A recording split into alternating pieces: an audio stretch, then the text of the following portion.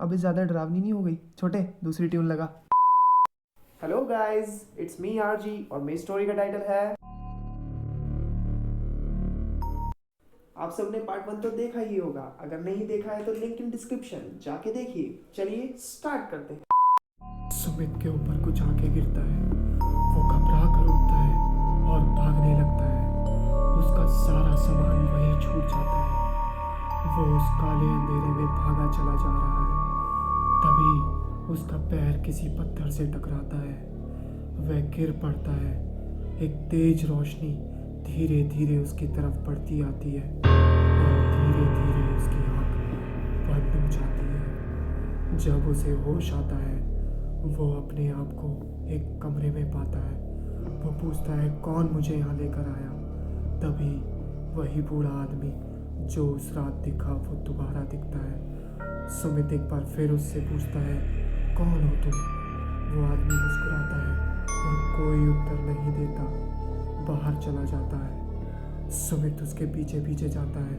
वो बूढ़ा आदमी सुबह के कोहरे में गायब हो जाता है। सुमित चिल्लाता है, कोई है यहाँ? तभी अंदर से एक आदमी आता है। सुमित कहता है, कौन हो तुम? वो आदमी कहता है, मैं ही तुम्हें यहाँ लाया। तुम अधमरी हालत में सुनसान रोड पर पड़े थे। वह आदमी ऑटो ड्राइवर था। वह दिन में ऑटो चलाता था। उन दोनों में बातें होती हैं। उस आदमी को पता लगता है सुमित काम की तलाश में अपने गांव से यहाँ आया है। आदमी सुमित से कहता है, सुमित, क्या तुम रात को ऑटो चला पाओगे? सुमित तुरंत हाँ कर देता है, क्योंकि सुमित को काम चाहिए था और यह उसके लिए सुनहरा मौका था। अगली रात करीब 12:30 बजे सुमित ऑटो लेकर निकलता है। थोड़ी दूर चलकर उसे एक सवारी मिलती है। वह उससे पैसों की बात करके बिठा लेता है। उस आदमी का चेहरा ढका हुआ था।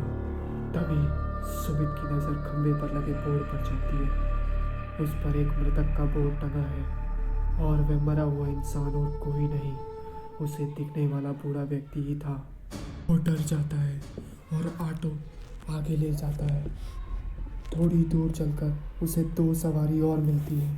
वो ऑटो रोकता है। तभी देखता है पीछे बैठा आदमी गायब है। वो सोच में पड़ जाता है, पर उन्हें बैठाकर आगे बढ़ता है। तभी वो आदमी फिर दिखता है। सुमित उसके पास ऑटो रोकता है, कहता है, अगर आपको पैसे नहीं देने थे तो ना देते। आप ऐसे कूदे, आपको चोट लग सकती थी। वो आदमी सुमित को पैसे पकड़ाता है और कुछ नहीं कहता। कुछ पैसे नीचे गिर जाते हैं। सुमित उन्हें उठाता है और देखता है उस आदमी के पैर खून से सने हैं। सुमित घबरा कर ऊपर देखता है। वो वही आदमी होता है जो सुमित को हमेशा दिखता है और जिसकी तस्वीर उसने खंबे पे देखी होती है। सुमित उसे देखते ही देखते बेहोश हो जाता है। उसकी आँख अस्पताल में खुलती है। अचानक वो हड़बड़ा कर उठता है और देखता है उसके बगल में किसी का पोस्टमार्टम हो रहा होता है। वो डर के बाहर भागता है और बाहर देखता है उसका साथी ड्राइवर रो रहा होता है। सुमित सोच में पड़ जाता है।